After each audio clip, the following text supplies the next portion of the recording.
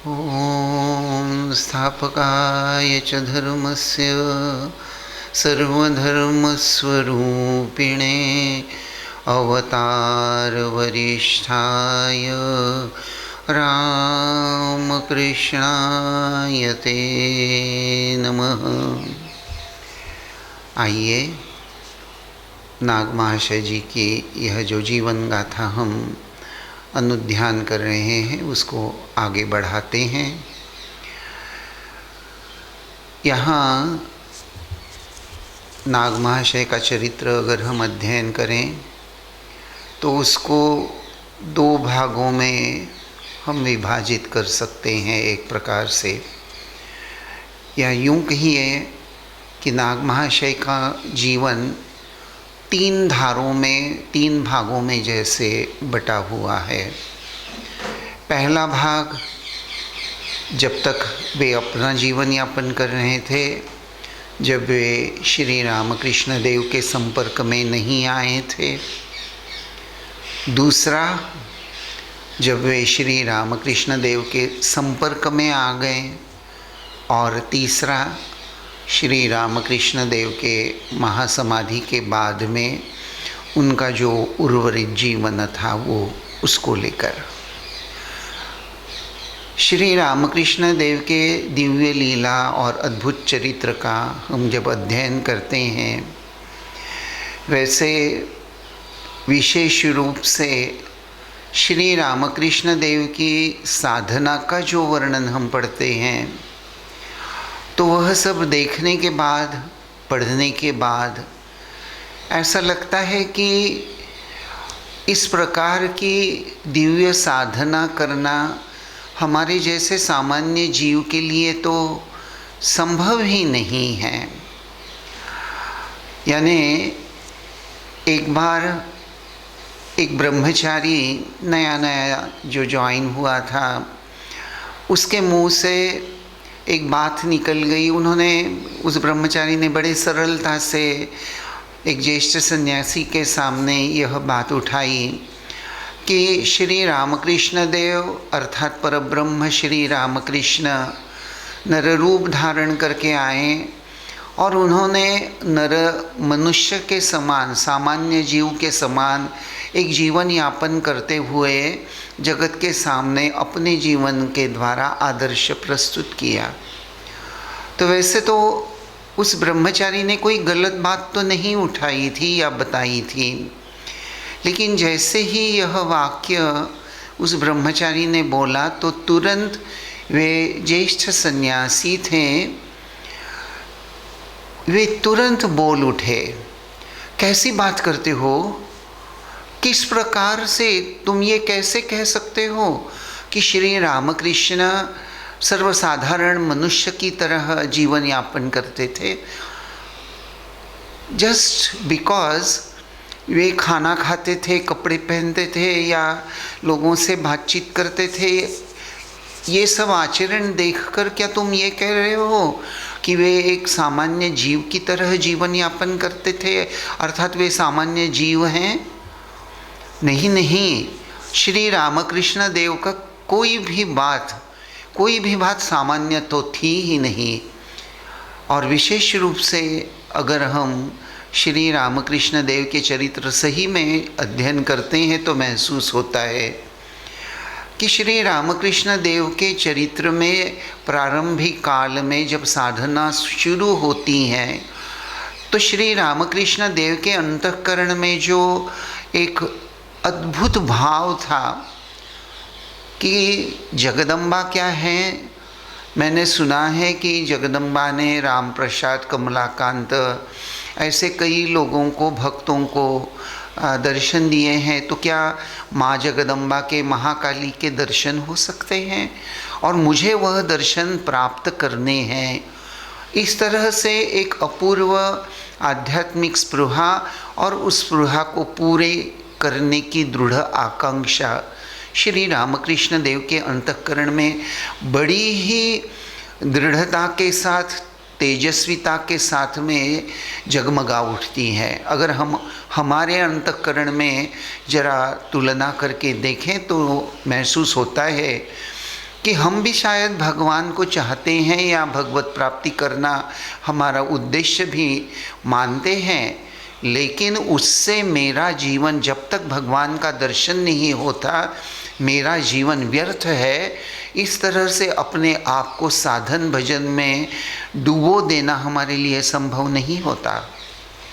और इस तरह से अगर हम सोचते हैं कि श्री रामकृष्ण देव के अंतःकरण में भगवत प्राप्ति की व्याकुलता, अर्थात एक बात यहाँ मैं ये कहना चाह रहा हूँ कि श्री रामकृष्ण देव के जीवन में त्याग, वैराग्य, आध्यात्मिक साधना, हर चीज़ की जैसे पराकाष्ठा प्रकट होती दिखाई देती हैं।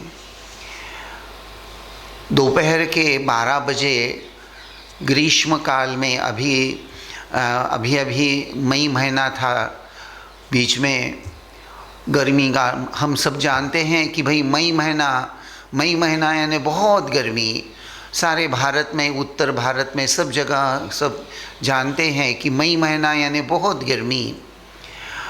तो दोपहर के 12 या 1:30 बजे हैं, गर्मी के दिन हैं, और अगर हम आसमान में सूरज की तरफ नज़र उठाकर देखें तो क्या वास्तविक हम देख पाते हैं?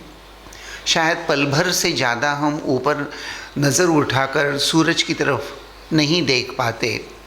ठीक उसी तरह श्री रामकृष्ण देव की वह दिव्य साधना का वर्णन जब पढ़ते हैं, श्री रामकृष्ण देव की व्याकुलता का वर्णन पढ़ते हैं, तो महसूस होता है वह जैसे हमारे लिए बिल्कुल असंभव।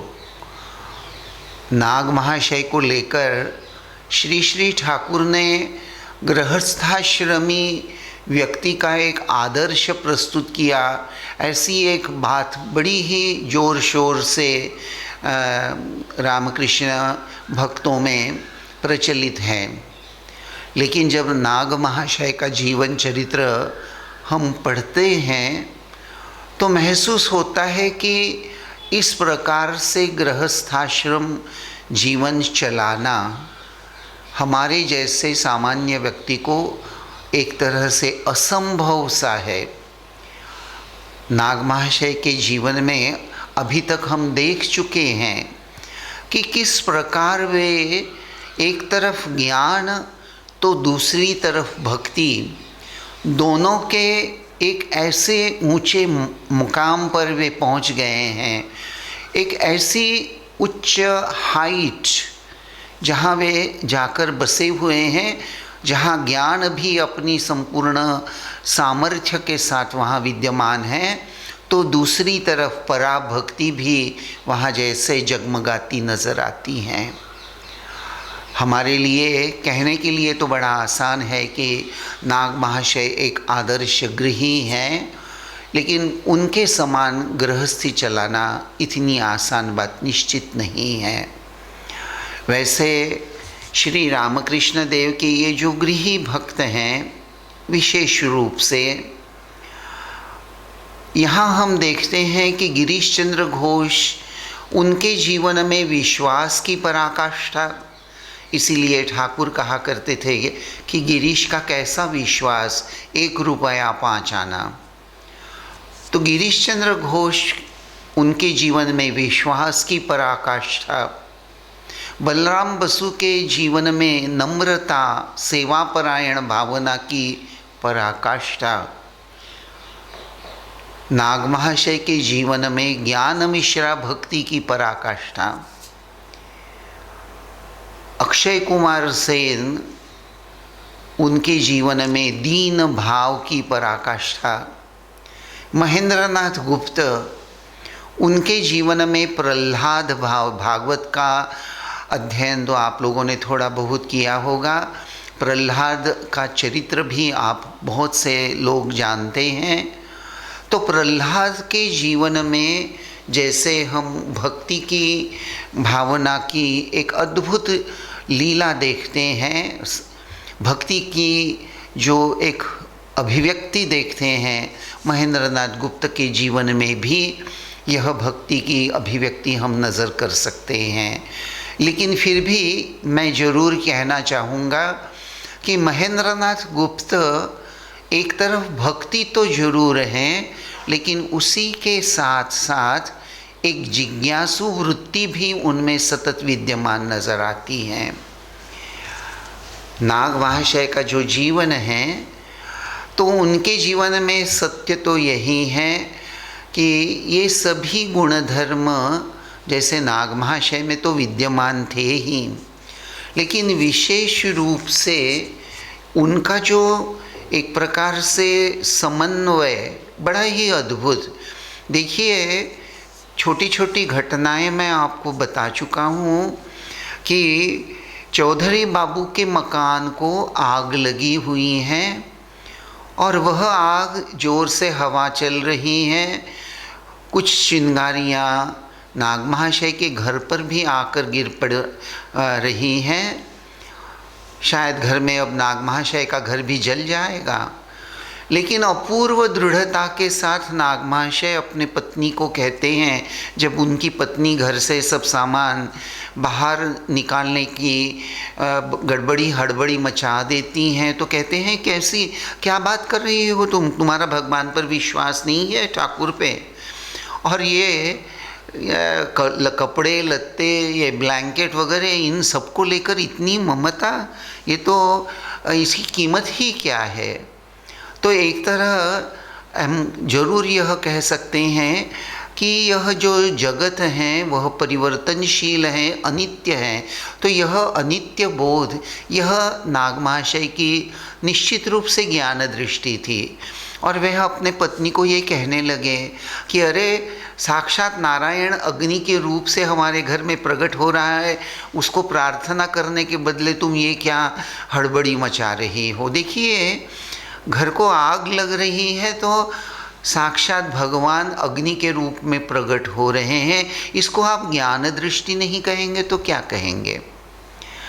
धीर स्थिर भाव से नाग महाशय वहाँ जब हम देखते हैं, और वास्तविक में हुआ भी वही कि भगवान पर संपूर्ण निर्भर जो रहता है, भगवान उसका योगक्षेम देखते हैं। चौधरी बाबू का मकान तो जल गया, लेकिन नाग महाशय के घर को आँच नहीं आई, ऐसा वर्णन नाग महाशय के चरित्र में हमको मिलता है। एक दूसरी घटना भी मैं थोड़े से पुनरावृत्ति कर रहा हूँ।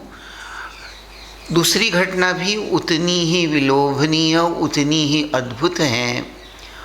देवभोग में नाग महाशय चले आए हैं। एक ऐसा अपूर्व योग, हमारे सनातन धर्म में ऐसे बहुत सारे पुष्कर योग, गुरु पुष्यामृत योग, ऐसे बहुत से योगों का वर्णन हमारे परंपरा में, सनातन धर्म की परंपरा में आता है। और उस ऑस्पिशियस मुहूर्त का एक अपना महत्व होता है। जैसे अगर आप बात लें तो कुंभ मेला की बात ही लीजिए। इलाहाबाद में कुंभ मेला होता है, हरिद्वार में होता है, नासिक में होता है, महाकालेश्वर में होता है, क्षिप्रा नदी में। तो ये जो कुंभ मेला है उसका जो है वो बड़ा ऑस्पिशियस, पवित्र माना जाता है। तो उसी तरह हमारे हिंदू समाज में एक अर्धोदय योग नाम का एक योग आता है। साधारणतः एक योग आने के बाद वह योग फिर से 50 साल बाद में आता है। और इस योग के दिन, इस ऑस्पिशियस दिन अगर गंगा स्नान करते हैं तो गंगा स्नान करने से पाप और अज्ञान का हरण हो जाता है, और तो इस तरह से पाप मुक्त हो जाता है जीव, और उसका अज्ञान भी चला जाता है, अर्थात वह मुक्ति का अधिकारी बन जाता है। ऐसी एक प्रचलित धारणा है।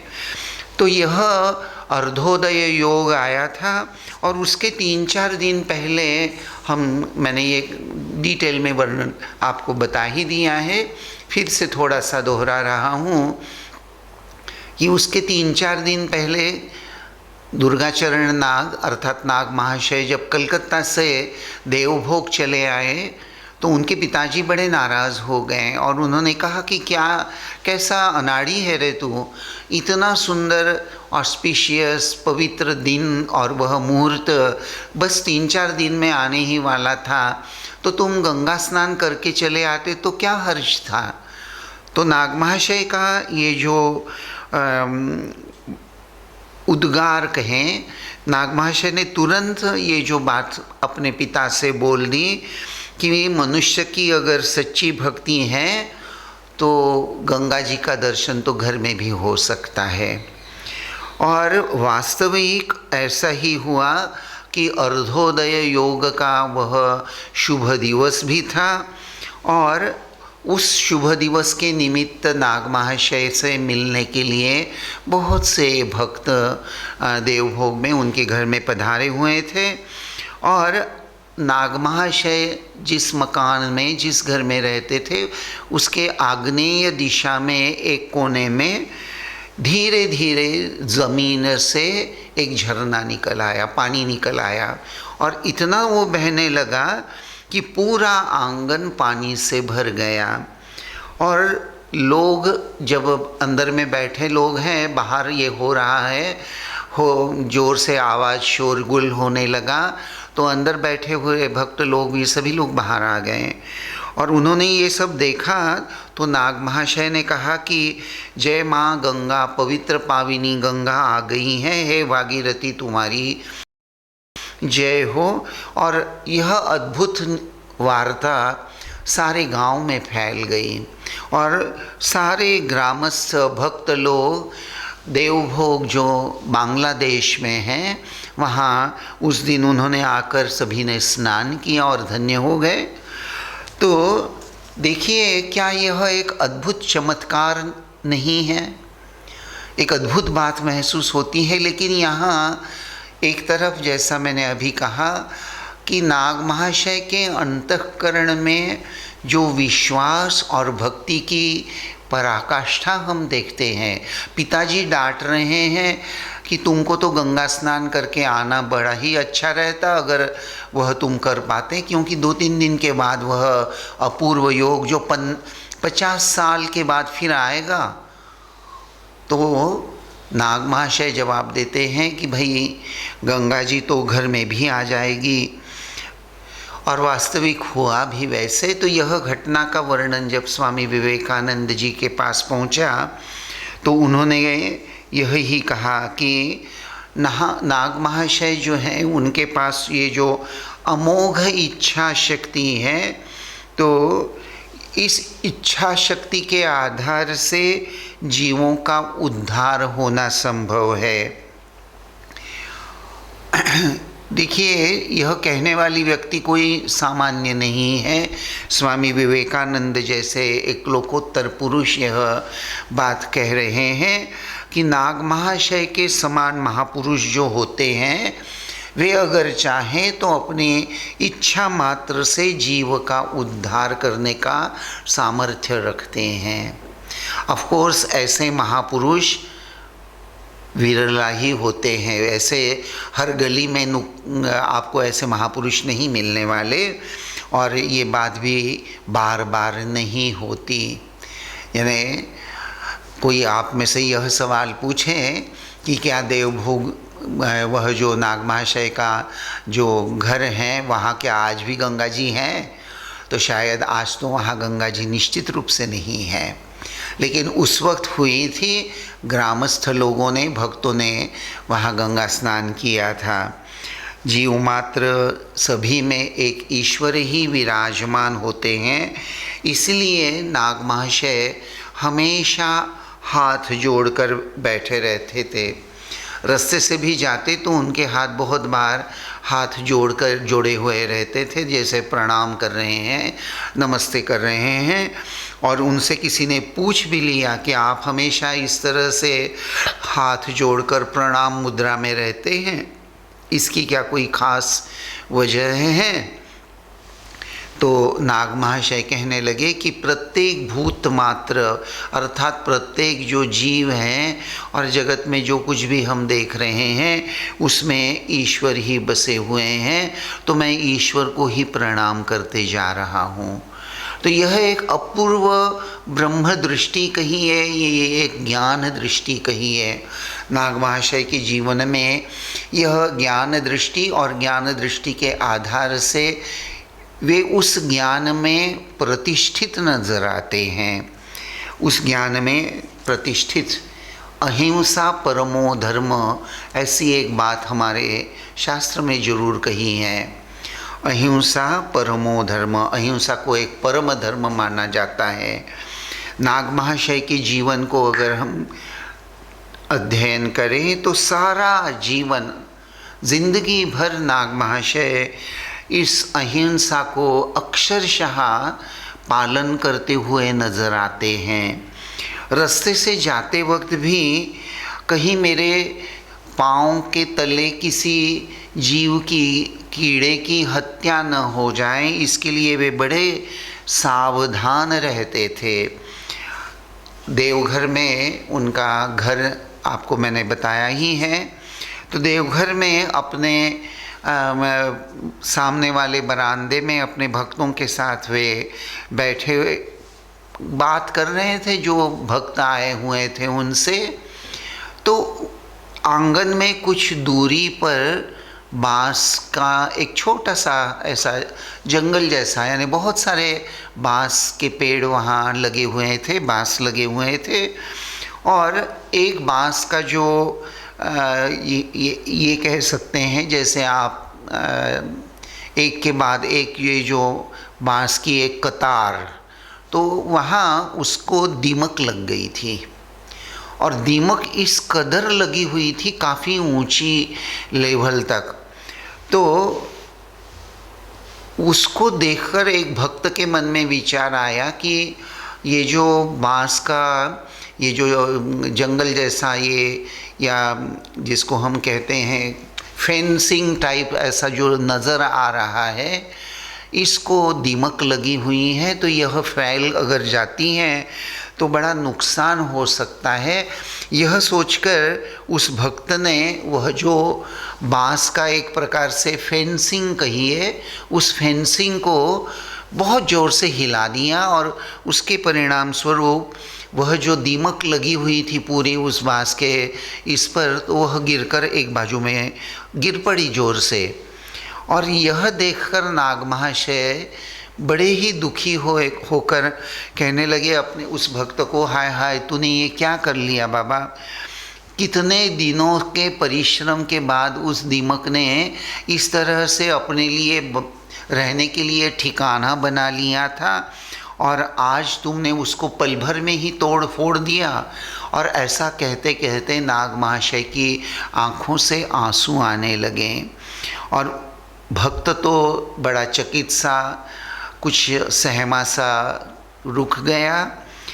लेकिन नाग महाशय ये जो दीमक से वो जो कीड़े सब बाहर निकल आए थे, दीमक जो इधर उधर घूम रही हैं, तो उस कीटकों को हाथ जोड़कर प्रणाम करते हुए नाग महाशय ने कहा कि देखिए आप आराम से अपने घर में चले जाइए, वहीं रहिए, आपको कोई तकलीफ़ हम कोई नहीं देंगे।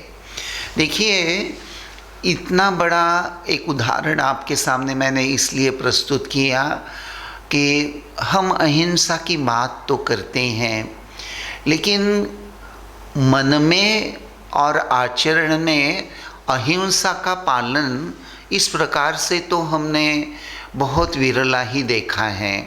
सत्य तो है कि हमारे जीवन में ये अहिंसा का इतना पराकाष्ठा का पालन हम कभी नहीं देख पाते।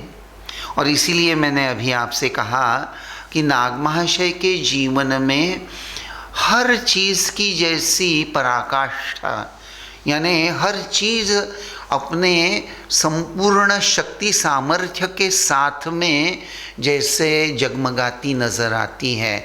चाहे वह भक्ति की भावना हो, चाहे वह त्याग की भावना हो, चाहे वह सभी में ईश्वर दर्शन की बात ही हो, चाहे वह अहिंसा परमो धर्म की बात हो।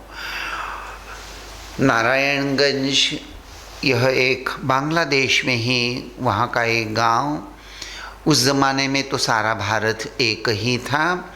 तो नारायणगंज में वहाँ जूट की कुछ मिल्स थी और वहाँ के जो जूट मिल के जो वहाँ देखभाल करने वाले ब्रिटिश अधिकारी जो थे, तो कभी कभी नारायणगंज में रहने वाले ये ब्रिटिश अधिकारी देवभोग में पक्षियों की शिकार करने के लिए चले आते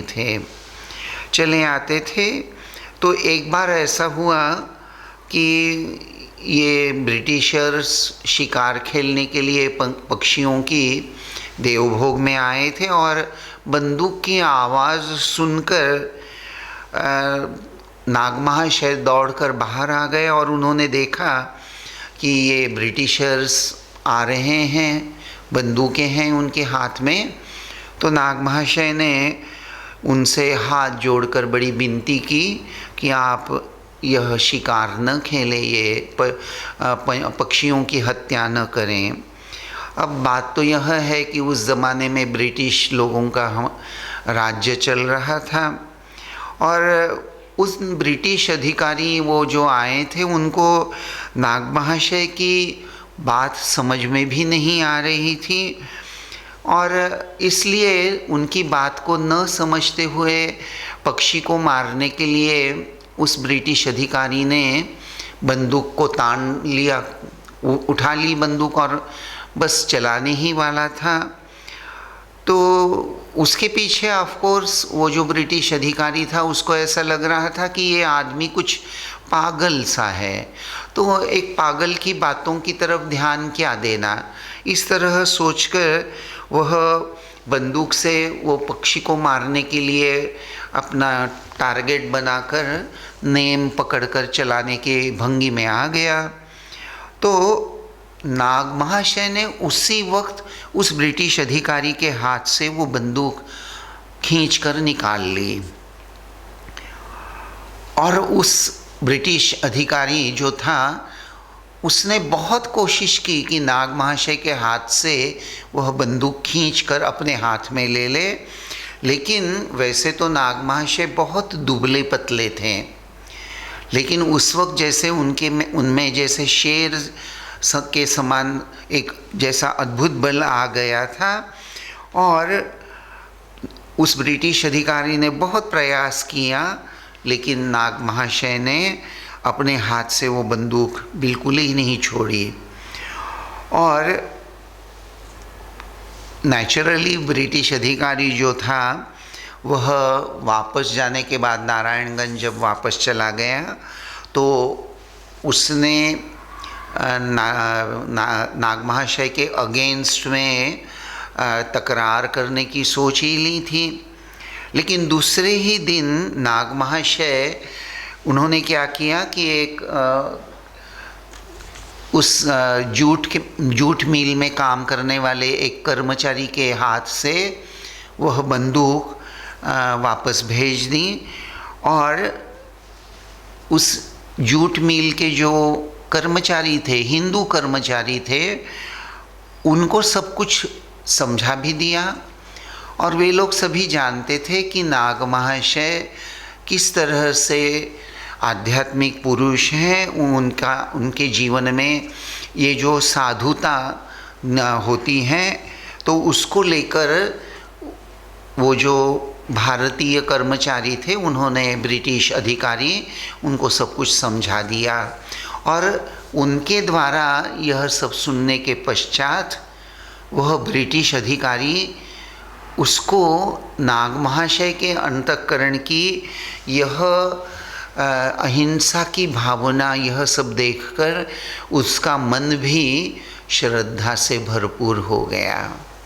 तो देखिए, व्यक्ति का आचरण, उसकी दृढ़ भावना, यह सब जो एक अपूर्व मिश्रण नाग महाशय के व्यक्तिमत्व में हम देखते हैं, वह बड़ा ही अद्भुत है। सद्गुणों को पकड़ पकड़ कर चलने वाले नाग महाशय, जैसा अभी मैंने कहा कि दृढ़ विश्वास, सेवापरायण भावना, ज्ञान मिश्रा भक्ति, अहिंसा और दया की भावना, कृपा की, भगवान सर्वत्र विराजमान है, यह सबका एक अपूर्व मिश्रण नाग महाशय के जीवन में हम देख सकते हैं। आज बस मैं यहीं रुकता हूँ। ओम शांति शांति शांति। हरि ओम तत्सत। श्री राम कृष्णार्पणमस्तु।